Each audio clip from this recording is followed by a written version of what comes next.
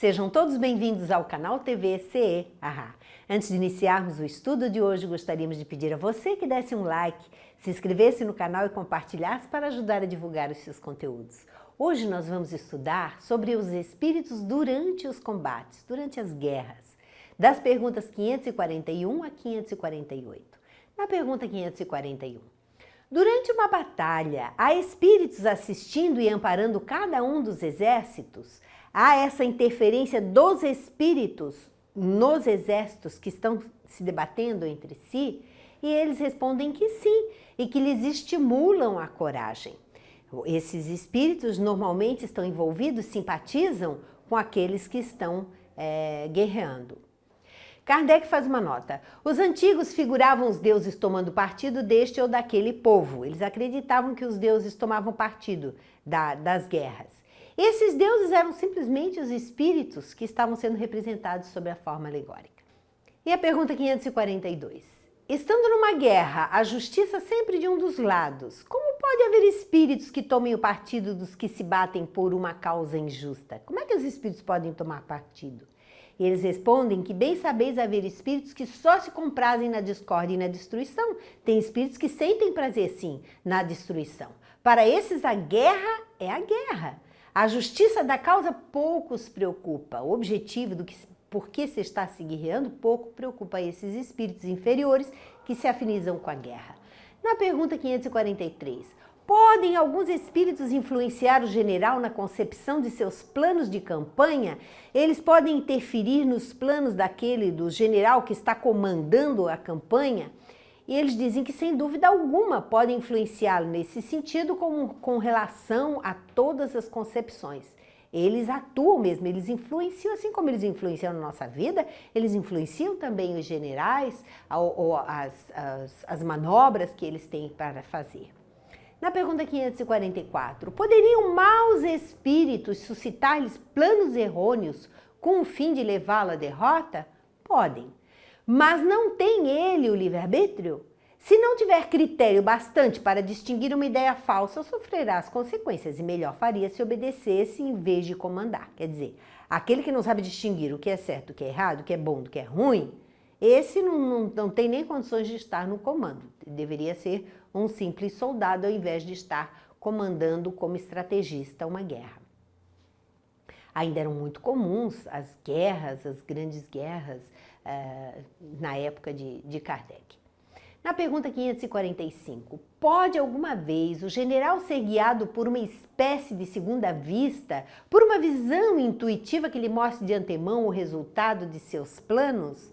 Ele pode ter essa intuição do que pode, uma antevisão do que pode acontecer com relação a se ele tomar determinado procedimento, o que deveria acontecer? Eles respondem que isso se dá a miúde com muita frequência com o homem de gênio, aquele que está comandando. É o que ele chama a inspiração e o que o faz com que obre com uma espécie de certeza. Essa inspiração lhe vem dos espíritos que o dirigem, os quais se aproveitam das faculdades de que o veem dotado.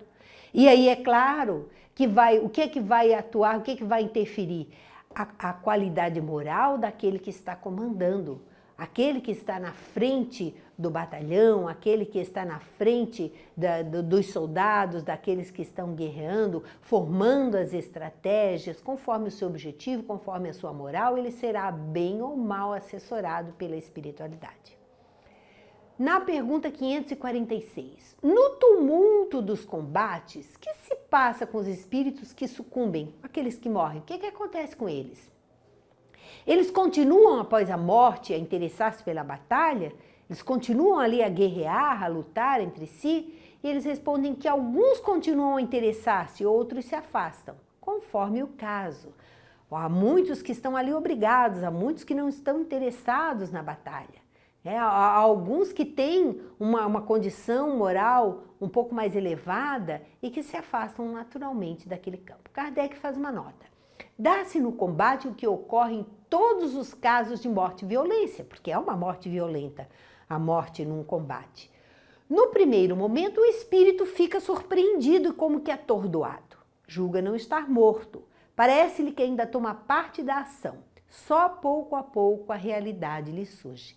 Então, só com o passar do tempo, aquele primeiro momento de perturbação, a perturbação é muito maior quando a morte é violenta, porque o ser ele não se preparou para a morte, ele não se dá conta que morreu. Então ele acha que ainda está vivo e muitos podem achar que ainda estão na batalha e continuarem batalhando. Na pergunta 547, após a morte, os espíritos que como vivos se guerreavam continuam a considerar-se inimigos e se conservam encarniçados uns contra os outros? E depois que morrem soldados de lados diferentes, vão continuar brigando entre si? E eles respondem que nessas ocasiões o espírito nunca está calmo. Morrer dentro de uma guerra, o espírito nunca está calmo, nunca está preparado. Pode acontecer que nos primeiros instantes depois da morte ainda odeie o seu inimigo e mesmo o persiga. Quando, porém, se lhe restabelece a serenidade das ideias, vê que nenhum fundamento há mais na sua animosidade. Contudo, não é impossível que dela guarde vestígios mais ou menos fortes conforme o seu caráter. Se é um espírito ainda muito inferior, ele continua envolvido naquela egrégora de guerra. Porém, se é um espírito que já alcançou algum esclarecimento, ele mais facilmente se desapega daquele contexto da guerra. Na pergunta 547A, continua a ouvir o rumor da batalha? Perfeitamente, quer dizer, tudo que está acontecendo ali no plano físico, ele continua a ouvir, mesmo depois que passa para o plano espiritual, que desencarna. Na pergunta 548, o espírito que, como espectador, assiste calmamente a um combate, observa o ato de separar-se a alma do corpo? Como é que esse fenômeno se lhe apresenta à observação? Quer dizer, há a possibilidade do espírito estar ali observando a sua morte e a separação, a sua separação como espírito do corpo? E eles respondem, raras são as mortes verdadeiramente instantâneas. Na maioria dos casos, o espírito cujo corpo acaba de ser mortalmente ferido não tem consciência imediata desse fato. Somente quando ele começa a se reconhecer é que se pode distinguir o espírito a mover-se ao lado do cadáver. Parece isso tão natural que nenhum efeito desagradável causa a vista do corpo morto. Tendo-se a vida concentrada inteiramente no espírito, só ele prende a atenção dos outros. É com ele que estes conversam ou a ele é que fazem determinações.